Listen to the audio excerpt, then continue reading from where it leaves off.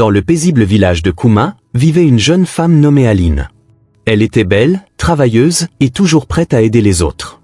Bien que brillante à l'école, elle avait dû arrêter ses études faute d'argent. Aline vivait avec sa mère, maman Béa, une femme courageuse et aimante qui l'avait élevée seule après la mort de son mari plusieurs années auparavant. Leur unique source de revenus provenait de leur modeste ferme héritée du père d'Aline. Chaque jour, Aline et sa mère travaillaient dur, cultivant des légumes et élevant quelques poules. Après les récoltes, Aline se rendait au marché du village pour vendre leurs produits. L'argent qu'elle gagnait suffisait à peine à couvrir leurs besoins essentiels, mais elle restait optimiste et unie face aux défis de la vie. Un dimanche après-midi, alors qu'Aline revenait du marché avec son panier vide, une voiture luxueuse fit son apparition sur la route poussiéreuse de Kouma. Les villageois, peu habitués à voir des voitures, accoururent pour admirer le véhicule. À sa grande surprise, Aline reconnut la passagère. C'était Rachel, une amie d'enfance qui avait quitté Kouma il y a des années pour vivre en ville.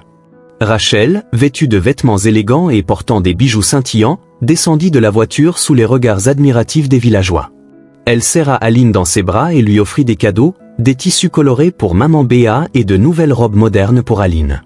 En discutant, Rachel décrivit avec enthousiasme la vie en ville, les immeubles hauts comme le ciel, les rues illuminées et les opportunités d'emploi. Elle convainquit Aline que la ville était un endroit où elle pourrait transformer sa vie et celle de sa mère. « Aline, si tu viens avec moi, je te promets que tu gagneras assez d'argent pour bâtir une maison solide ici, à Kouma, et offrir une vie meilleure à ta mère, » déclara Rachel. Ces paroles restèrent gravées dans l'esprit d'Aline. Cette nuit-là, elle ne put trouver le sommeil, repensant à la promesse d'un avenir meilleur. Le lendemain matin, elle parla à sa mère de son envie de partir en ville. Maman Béa, bien qu'inquiète, comprit le désir de sa fille d'avoir une vie meilleure. Elle lui donna sa bénédiction, l'embrassa tendrement, et lui rappela de rester fidèle à ses valeurs.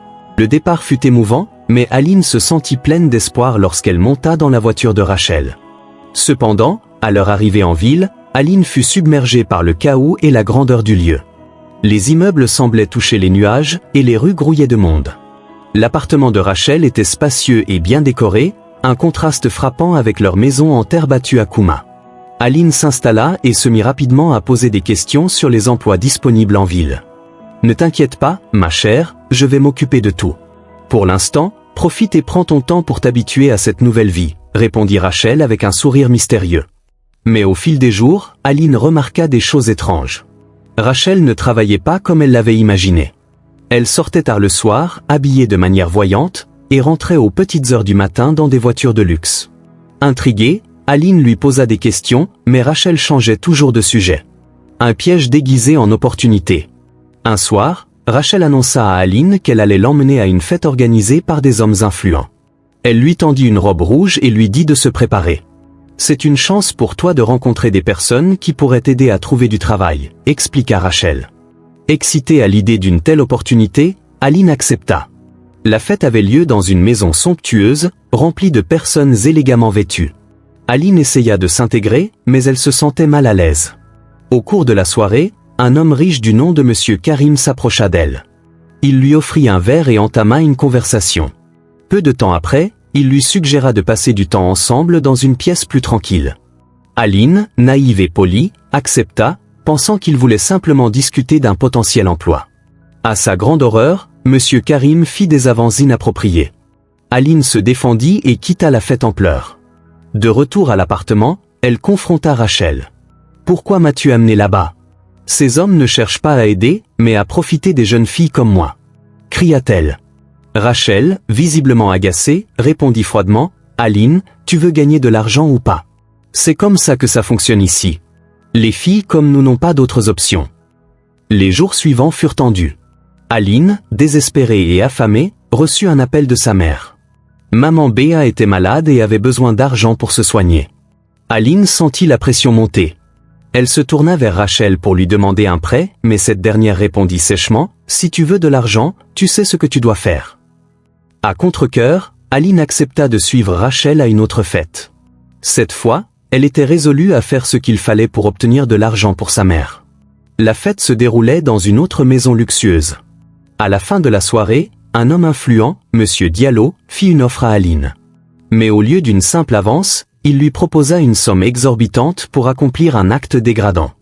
Dégoûtée, mais acculée par les besoins urgents de sa mère, Aline se força à accepter. Avec l'argent qu'elle gagna, Aline envoya immédiatement une partie à maman Béa pour financer ses soins. Sa mère, reconnaissante, la bénit sans connaître la vérité sur l'origine de cet argent. Cependant, ce mode de vie pesa lourdement sur Aline. Elle perdit sa joie de vivre et se sentait de plus en plus coupable. Quelques mois plus tard, elle tomba gravement malade. Malgré tout l'argent dépensé en soins médicaux, son état ne s'améliora pas. Elle perdit tout ce qu'elle avait gagné en essayant de se soigner et dut finalement retourner au village, épuisée et brisée. Maman Béa, en voyant l'état de sa fille, la serra dans ses bras et lui pardonna. « Ce n'est pas ta faute, ma fille. Tu as fait de ton mieux. » Leçon du passé. Allongée sur son lit, Aline réfléchit à ses choix. Elle comprit que l'argent ne valait jamais de sacrifier ses valeurs et sa dignité. Elle décida de partager son histoire avec les jeunes du village pour les mettre en garde contre les dangers des illusions urbaines. Ainsi, l'histoire d'Aline devint une leçon pour tous, un rappel que les rêves de richesse rapide peuvent souvent cacher des pièges dangereux.